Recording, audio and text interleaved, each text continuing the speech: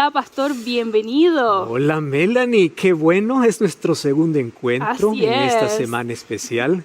Y cada día un poquito más cerca de la cruz y viendo de diferentes ángulos. Así es. Porque de la cruz también se ve la familia. Exactamente, como decíamos, ayer estábamos viendo el amor de la cruz, ¿verdad? Ese amor tan asombroso que Jesús dio por nosotros. Exactamente. Hoy veremos la familia, ¿verdad? Que desde la cruz tiene una vista espectacular. Exactamente. Vamos a mirar desde los ojos de Cristo. Está todo vinculado, ¿verdad, pastor? Eso es. Vamos a pasar aquí a nuestro espacio vamos especial entonces. para conversar. Genial. Entonces comenzamos esta programación. Y pastor, sabemos que la familia, ¿verdad?, es algo vital para la vida y también para la sociedad. Pastor, la familia es tan importante, ¿verdad? ¿Por qué estamos hablando hoy de la familia? ¿Qué es la importancia que tenemos, ese amor, ¿verdad?, reflejado en la familia? Que lo vemos reflejado en Jesús, ¿verdad? Exactamente, Melanie. La familia es la institución más atacada por el diablo. Porque es lo primero que Dios bendijo en la creación. Cuando todo era perfecto, Dios creó la familia. Después de la familia vino el sábado y otros asuntos. Pero la familia es la primera institución. Si te das cuenta, hay un descuido tremendo cuando se habla de familia.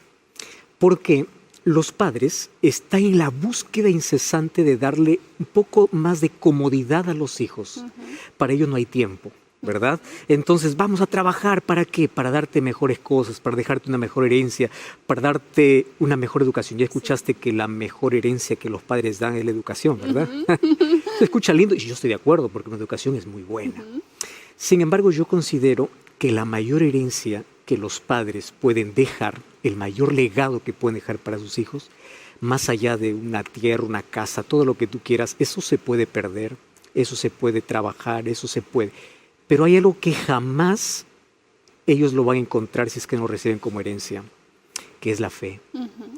Y hoy quiero compartir un poquito de mi historia, Melanie, así como lo vengo haciendo en estos días. Yo nací en un hogar pobre. No tuve las comodidades que probablemente muchos lo tuvieron. Pero yo agradezco a Dios tanto. Aparezco una foto con mi madre, inclusive. Mi padre falleció hace algunos años. Lamentablemente busqué allí alguna foto, unos dos no pude encontrar, pero parte de mi familia, una de las cosas que más recuerdo de ellos es ese legado que me dejaron a través de la fe. 5 de la mañana era la hora exacta donde los tres, yo, papá y mamá, nos reuníamos en la casa, allí en la mesa, para poder estudiar la Biblia. Y una de las cosas interesantes, yo estudié la Biblia, fui a estudiar teología. Mi cabeza está llena de tantos conceptos. Pero vas a creer, Melanie, que cuando a mí me piden para recordar un versículo de la Biblia, no recuerdo ninguno que aprendí en el teológico. No recuerdo ninguno que aprendí en vida. Lo recuerdo aquello que aprendí en la casa. Familia, ¿verdad? Los primeros años. Yo recuerdo allí la labor de mamá y papá. Vamos a aprender un texto bíblico. ¿Y por qué digo que es la mayor herencia? En mis mayores luchas, dificultades, problemas, en los mayores desaciertos que tengo en la vida, aquellas promesas que yo aprendí en la infancia son las que me sostienen. Y yo considero que esto es lo mejor que los padres pueden dejar a sus hijos. La solidez en el hogar va a depender de la espiritualidad. Y los hijos jamás olvidarán aquel momento donde se reúne la familia para cantar, para orar, etcétera, etcétera. Cuando yo tenía más o menos 8 o 9 años, con mi padre íbamos a una montaña que estaba a unas 2 horas más o menos de casa para traer leña, porque cocinábamos en un fogón. No existía el gas. Como antes, ¿verdad? Bueno, en el fogón, con leña. Yo recuerdo una de las oraciones que jamás olvidaré hecha por mi padre. Allí en la montaña dejó el hacha a un lado, dejamos de juntar la leña y me dijo, hijo, yo quiero dedicarte al Señor. Yo no recuerdo el momento que mis padres me dedicaron porque era un bebé. El bautismo vino después, por la dedicación es un asunto que hacen los padres cuando uno es bebé. Pero recuerdo la dedicación de mi padre. Mi padre hizo una oración donde me entregó al Señor. Y una de las cosas que yo sueño es que un día me encuentre con mi padre en el cielo. Le diga, Padre, todas tus oraciones fueron respondidas. Y aquella oración que hiciste en aquella solitaria montaña, Dios te respondió. Sabes que mi padre nunca fue consciente de todo porque cuando yo ya terminé teología, mi padre ya estaba con una enfermedad degenerativa. Sin embargo, yo sueño con aquel encuentro. Y yo agradezco tanto cada vez que hablo con mi madre, estoy orando por ti. Recuerdo tanto las cosas de mi padre. Y yo considero que la mayor herencia que ellos me dieron es eso. Y el mejor regalo, el mayor legado y la mayor herencia que pueden dar los padres a los hijos no es comodidad, no es casas, no son tierras, es la fe. Aquel que enseña a su hijo a tener fe, le enseñó a enfrentar la vida de manera diferente. Así es, pastor. Bueno, qué impactante, ¿verdad? Su historia de vida también, compartirla con las personas y qué importante que es el pilar de la familia, ¿verdad? Lo que uno aprende, ¿verdad? Cuando es chico, en la familia, en los cultos, en casa, como usted mencionaba, pastor. Bueno, lo vamos a dejar entonces con el tiempo para que nos cuente. Y es interesante más, porque ahora Jesús nos va a enseñar desde la cruz cómo tratar a la familia. A la familia. Muchas gracias, pastor. Me alegra poder una vez más saludarte, abrazarte allí donde estás. Qué alegría poder tener este encuentro. Estamos listos hoy para un estudio más y como ya mencioné en el primer programa, vamos nuevamente hacia la cruz. Desde la cruz vamos a ver desde diferentes ángulos, diferentes perspectivas, cómo Jesús nos enseña a amar, a perdonar, a cuidar, a proteger. Pero desde la cruz Jesús me enseña el valor que tiene la familia. Cada familia pues tiene su propia historia de amor. Si yo te pido contar tu historia, imagino que será una muy linda. Pero también cada familia tiene una historia de dolor, de superación. También tiene una historia de dificultades, ¿verdad? A veces las cosas parecen salirse de control. Y claro, porque no existe una familia perfecta. Y más porque cada vez nos encontramos que la familia es el blanco donde está siendo atacado como nunca antes. Y pues, ¿cuál es el resultado de ello? El resultado de ello es que tenemos una sociedad más inestable, más violenta, más carente, sin valores, sin principios, una sociedad que a lo malo llama bueno, ¿verdad? Una sociedad que está en crisis porque las familias están en crisis. Tantas parejas divorciadas mentalmente que siguen viviendo juntas bajo un mismo techo. Tantos hogares sin amor, tantos hijos sin atención, tantos hijos creciendo en la soledad, siendo abrazados por las drogas, no por los padres, siendo seducidos por el placer, hijos intentando llenar aquellas carencias afectivas que no recibieron en el hogar, hoy le están intentando llenar con ilusiones pasajeras. ¿Y cuál es el resultado? Pues crean heridas profundas, heridas que van a acompañar toda la vida. ¿Sabes que el hogar se ha convertido en el blanco perfecto de Satanás? Hay muchas definiciones para hogar, ¿verdad? Hogar para alguien puede decir es una batalla donde los enemigos duermen juntos. Curioso, ¿verdad? Muchos pueden ver a la familia ya no más como un soporte, sino un lugar de contiendas, de peleas, de celos, de envidia, donde la codicia lleva peleas intensas, incluso entre los mismos hermanos. ¿Qué decir de la violencia que se vive cada día en los hogares? Miles de mujeres son maltratadas físicamente, psicológicamente, y ellas no denuncian, están en silencio. Miles de niños y de niñas son abusados y abusadas sin que nadie pueda protegerlos. Tú sabes que el 81% de violaciones contra los niños, sean niños o niñas, ocurren dentro de la propia casa, 81%. Y al hablar de familia, por ejemplo, solo en la primera mitad del año pasado, el número de divorcios en comparación con años anteriores se duplicó. Como que ese asunto de la pandemia hizo que muchos revalúen su estado matrimonial y puedan romper. ¿Y cuál es el resultado? Como resultado, pues vamos a tener en los próximos años gente sufriendo con graves problemas de salud mental. Vamos a tener niños creciendo con carencia afectiva, creciendo con traumas y complejos. La violencia aumentando cada día y cada vez mayores vicios, drogas que se presentan como una triste alternativa para poder aliviar el vacío y el dolor.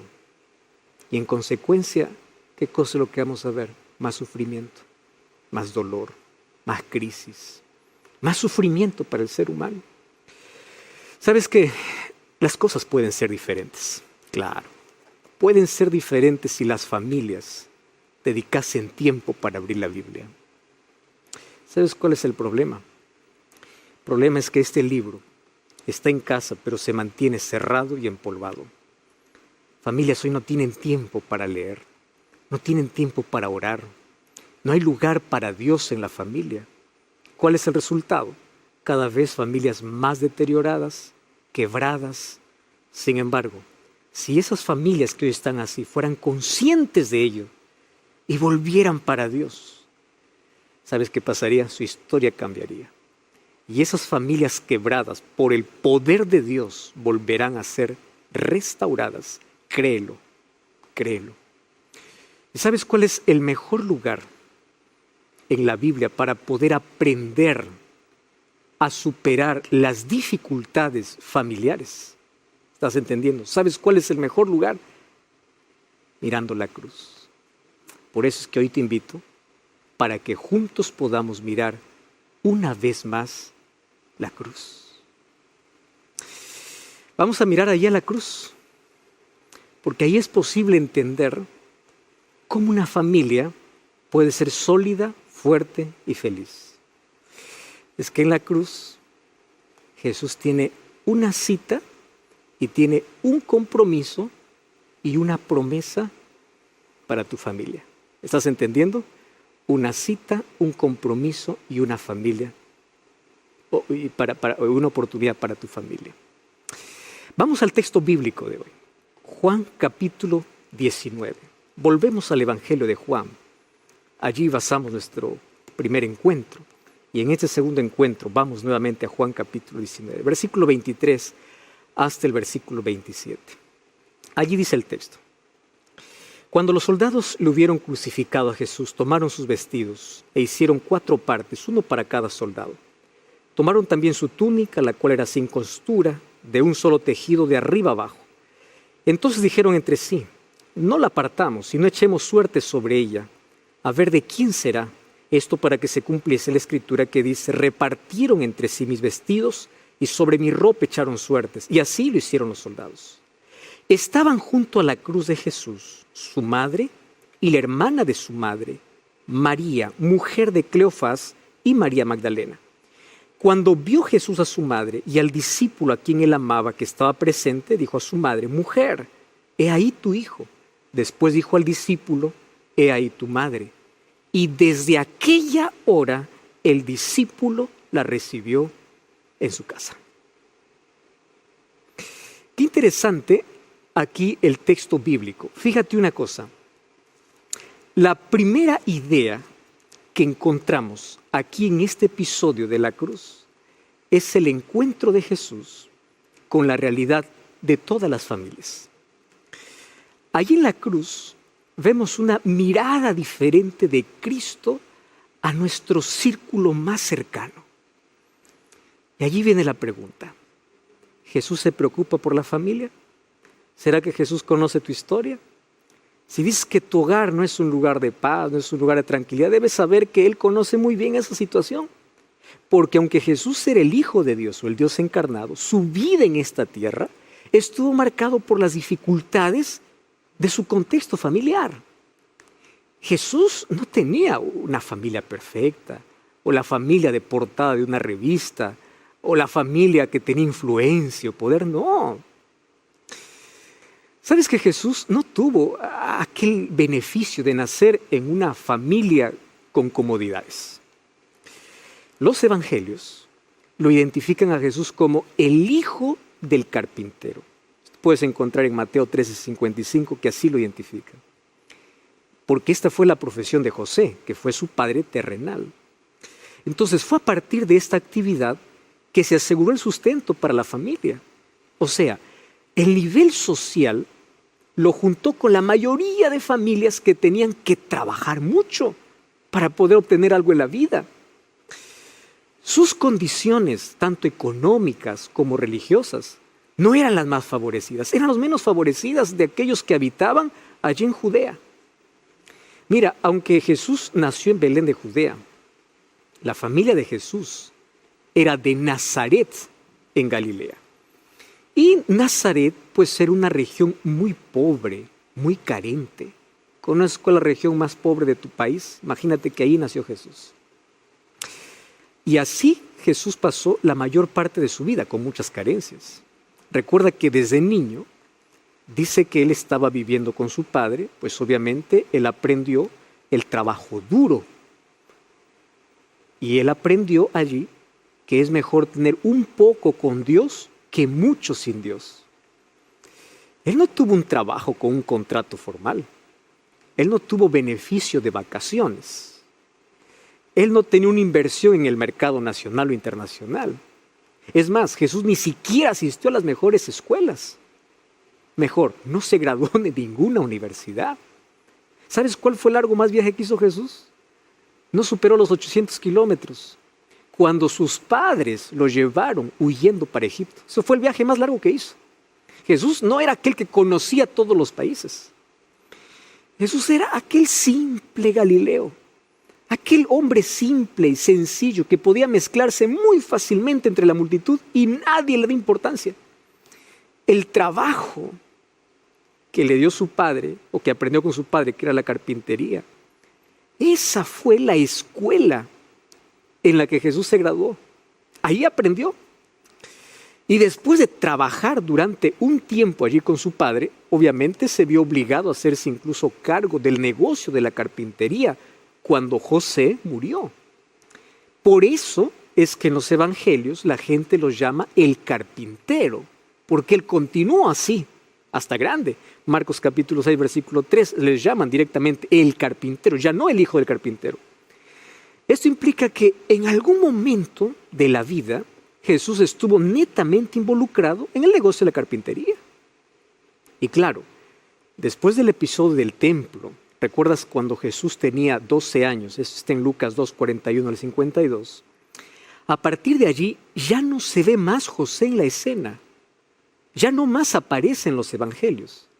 Esto sugiere que probablemente José murió y María quedó viuda y Jesús tuvo que aprender a sustentar a su madre. Entonces el sustento de la familia dependía exclusivamente del trabajo forzado y manual de Jesús. Ahora quiero hacer aquí una pausa y quiero dirigirme a ti. Mira, tú eres huérfano. Jesús entiende a los huérfanos. Y Jesús entiende a aquellos que trabajan mucho para poder ayudar al sustento familiar. ¿Tu historia se parece en algo a la de Jesús? ¿Sí? Te pregunto, ¿tú te avergüenzas de la realidad de tu familia o estás orgulloso de ella? Tú puedes decir como Jesús que una persona sencilla que luche en la vida para obtener el sustento y algunas cosas es posible salir adelante. Tu familia depende del sudor de la frente. Estoy hablando para ti, que te levantas 4 de la mañana porque tienes que ir temprano para encontrar un lugar para vender algunas cosas que tú mismo preparas. Y tú dices, a mí nadie me entiende en la lucha. ¿Te sientes solo? Si tu respuesta es sí, tu realidad es la misma que Jesús vivió. Por eso es que Jesús sabe cuánto te sacrificas. Él te acompaña. Acompaña tus madrugadas, tus noches de insomnio, tus días de lucha ardua. Jesús conoce el dolor que sientes como padre o como madre cuando tú no puedes dar a tus hijos todo lo que otros padres dan a sus hijos. Aquel dolor que tú sientes. Jesús sabe que tú no puedes vivir en un mejor lugar porque no te alcanza el dinero. Jesús sabe que a veces llegas a fin de mes sin saber ni siquiera cómo alimentar a tu familia. Jesús sabe que lo que tienes en la refrigeradora pronto acabará, que anoche no pudiste dormir porque estás preocupado, tienes cuentas que pagar, no sabes qué hacer. Él te entiende y Él te invita a confiar porque Él no se olvidó de ti. Y hoy en el nombre de Dios te digo que aquel que sustenta las aves del cielo y no permite que nadie vaya a dormir sin comer, Él no se olvidó de ti. Porque Él es tu proveedor. Pero hoy tienes que aceptarlo como tu Salvador. Me encanta hablar y saber de que Jesús sabe qué cosa es tener necesidades. Porque Él no nació en un hogar con comodidades. Creció en un hogar con muchas necesidades. ¿Sientes que tu familia no te apoya? ¿Sientes que tu propia familia te hiere? ¿Tú crees que eres el único? No. Mira a Jesús. Sus hermanos, por parte de José, lo llamaban de loco. Fue despreciado por su propia familia. Por eso Él entiende cuando tú te sientes herido, cuando te sientes despreciado, incluso por tu propia familia. Ahora, vamos a ver a Jesús en la cruz. Y en la cruz está sufriendo la más intensa agonía por todos los flagelos y además por la culpa que carga sobre toda la humanidad. Ahora te hago una pregunta. ¿Quién está al pie de la cruz? ¿Quién está? ¿Quién le acompaña en el momento más duro, más difícil? Su madrecita. Sí, ahí está mamita. Ahí está que mira a su hijo desangrarse delante de sus ojos. Aquella que es madre va a entender un poquito mejor esto. El corazón de esta mujer ya estaba con muchas heridas. En primer lugar, ella ya había perdido a su marido, había perdido a su esposo. Su hijo Jesús era su única seguridad de apoyo, de protección. María ya había sentido el dolor de ver partir a su hijo para cumplir la misión que él tenía. Ahora, no es fácil para una madre ver crecer a su hijo y luego entender que su hijo tiene que salir de casa para continuar con sus planes. Esas despedidas son dolorosas, parten el corazón. María ya tenía muchas heridas. Y durante 3 años y medio, Jesús se apartó de su madre, de sus familiares. Claro que no se olvidó de ellos, pero se apartó para cumplir su misión, para poder atender a los pecadores y salvar a toda la humanidad, porque él sabía cuál era su misión. Pero ahora me emociona porque ahora veo a Jesús en el Calvario, cuando su ministerio llegaba a su fin. Sus ojos se volvieron hacia su madrecita, hacia su madre María. ¿Sabes qué? Este fue un encuentro largamente esperado. Un encuentro con la realidad del dolor y el sufrimiento de una madre que estaba con el corazón destrozado al no poder hacer nada para poder aliviar el dolor de su hijo. Tú como madre alguna vez quisiste aliviar el dolor de tu hijo y no sabías cómo. Sin embargo, la cruz me invita a mirar a la familia. Me invita a mirar a los que más amo. Me invita a pensar en la familia. Y este texto es un llamado para poner a nuestros seres queridos dentro de nuestras prioridades, porque ellos son los únicos que se quedan hasta el final. Tú puedes decir con seguridad de que la mejor parte de tu tiempo lo estás dedicando a las personas más importantes de tu vida. Yo quiero invitarte para que tú no vivas a través de los marcos de fotos, de los recuerdos del antaño, de los días mejores. No, construye la mejor relación que puedas tener con tu propia familia. ¿Sabes por qué? Porque no siempre estarán contigo. No siempre la familia estará con nosotros. Un día la muerte nos arrancará de nuestro lado. Y allí ya no tendrá más validez el llanto, las flores que puedas colocar en el cementerio.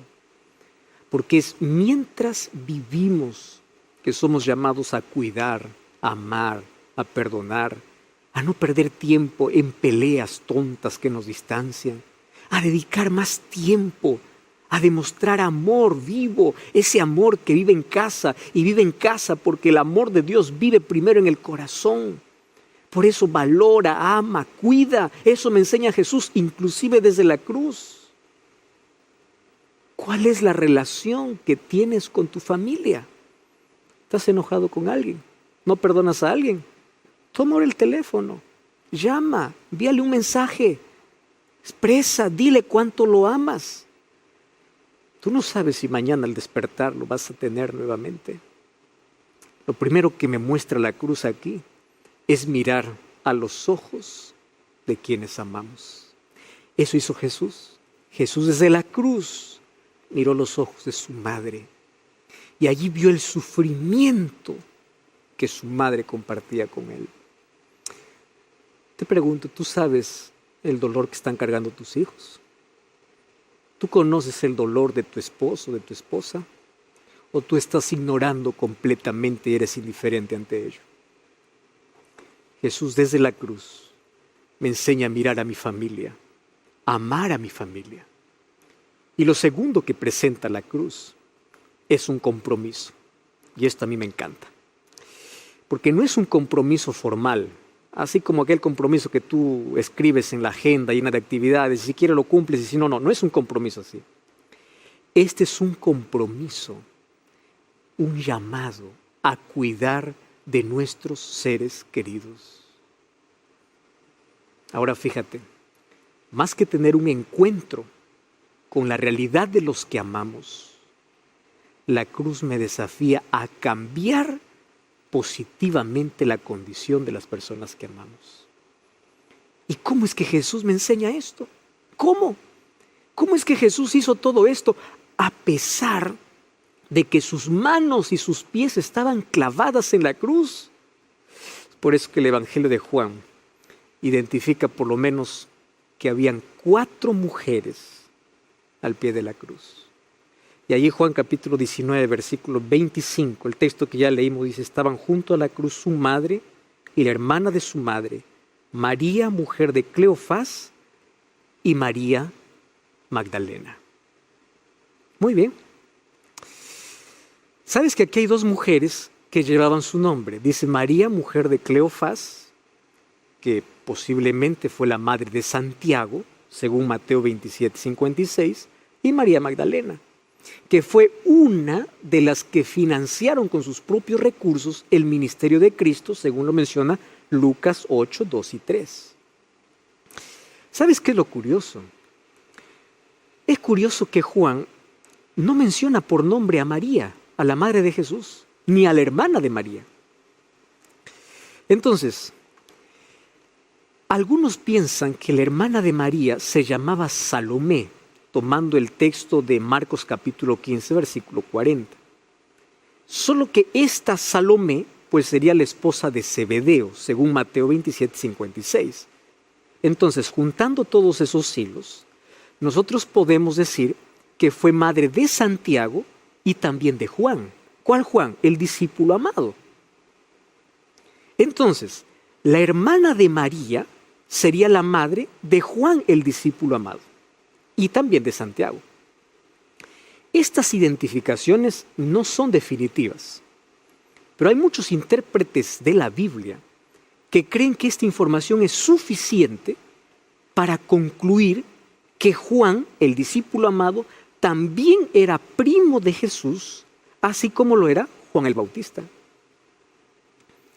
Entonces, en su evangelio, ¿qué cosa es lo que nos lleva a pensar en eso?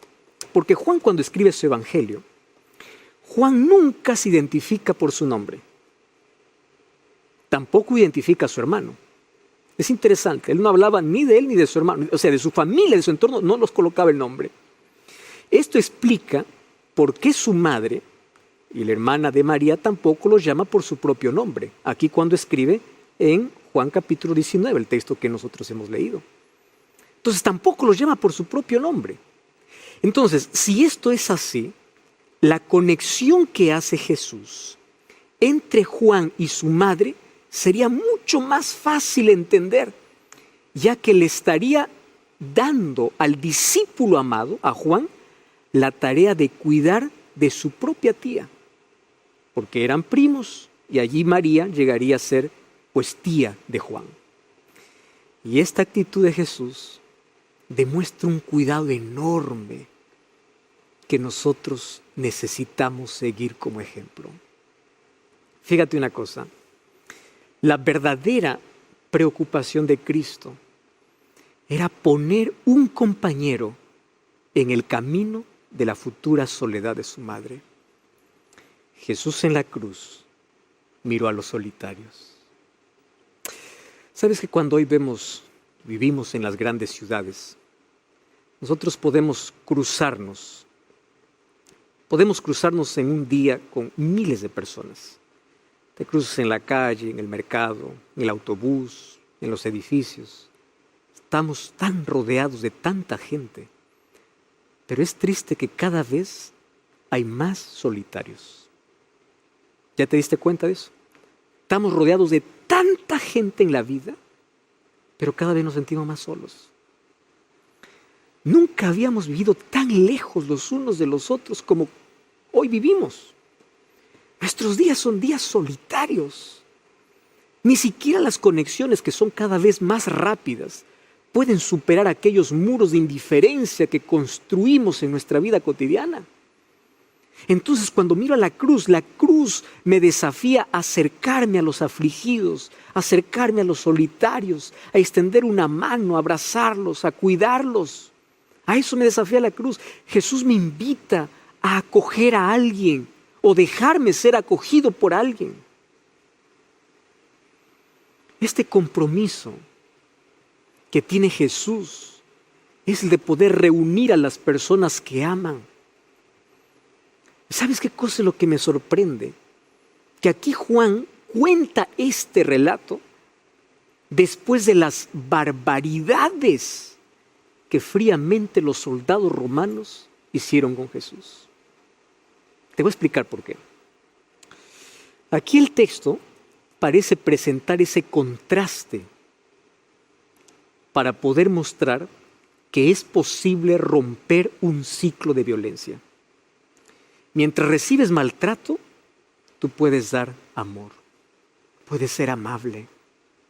Aquí Juan primero muestra cómo Jesús trata las situaciones complicadas y me enseña que el problema no es lo que la gente me hace, sino lo que yo hago con las personas. No se trata de lo que me hagan, sino de cómo yo trato. Yo no puedo cambiar mi entorno, pero sí puedo reaccionar diferente ante la violencia o ante el maltrato. ¿Qué cosa sucedió en la cruz? Jesús recibió tanto insulto, tanta violencia, pero Él no permitió que las circunstancias externas llenen su corazón de odio. Y es por eso que Jesús perdonó a quienes ni siquiera le pidieron perdón. ¿Tú ya te diste cuenta? Jesús perdonó a aquellos que ni siquiera le pidieron perdón. Él dijo: Padre, perdónalos porque no saben lo que hacen. O sea, Él no permitió que su entorno influenciara en su interior. Él recibía maltrato, pero Él daba amor. Querido, es que la bondad es una semilla que germina en el estanque de la indiferencia. La fuerza de la bondad es capaz de cambiar hasta lo más improbable. Y aunque en Isaías capítulo 53, versículo 7 dice que Él sería oprimido, humillado, pero no abrió su boca, y como cordero fue llevado al matadero, y como oveja que enmudece delante del que lo trasquila, dice que no abrió su boca, a pesar de que esta profecía indicaba que Jesús, como el Mesías, pasaría por los dolores más atroces, sufriendo en silencio.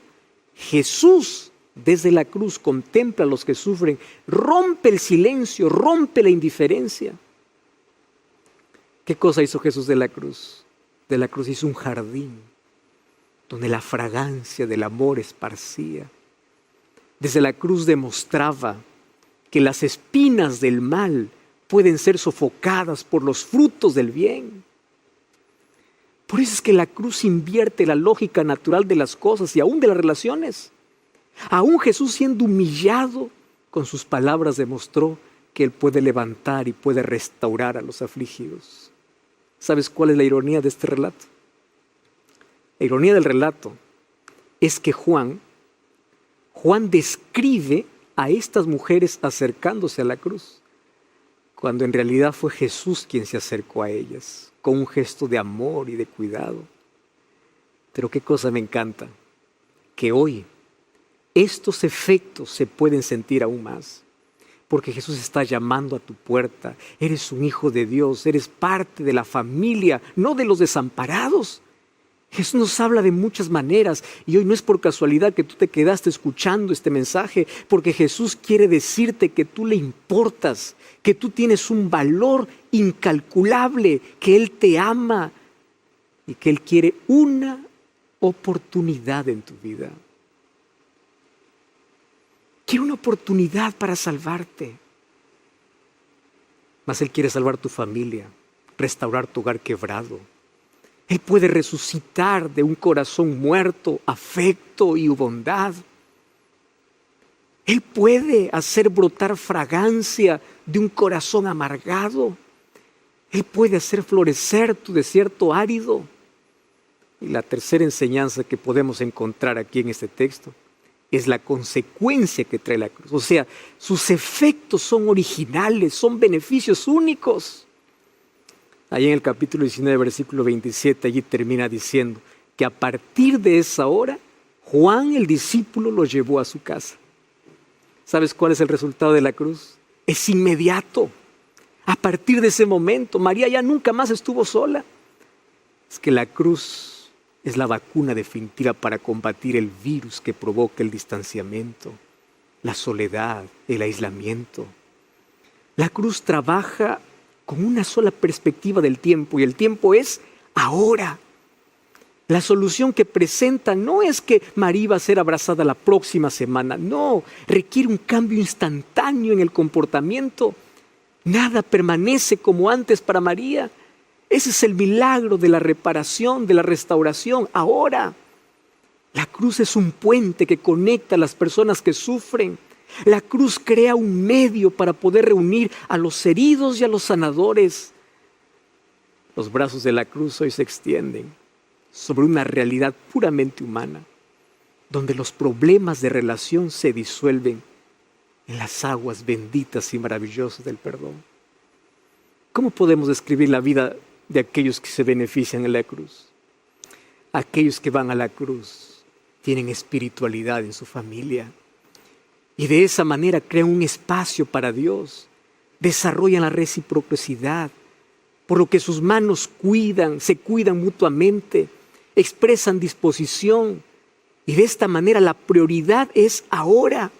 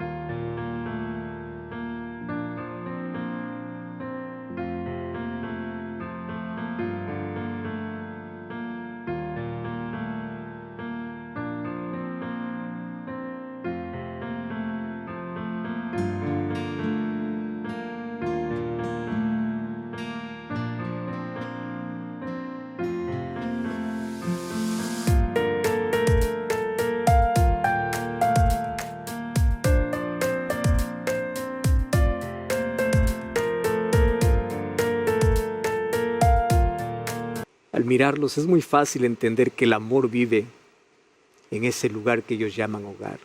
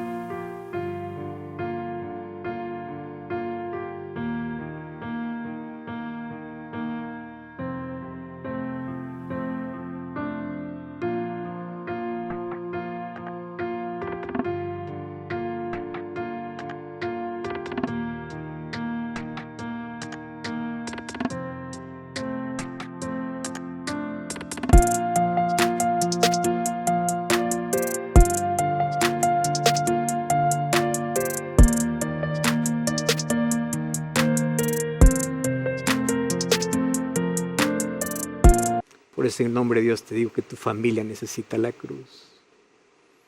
Estás llevando una relación pesada. ¿Crees que ya no hay más tolerancia?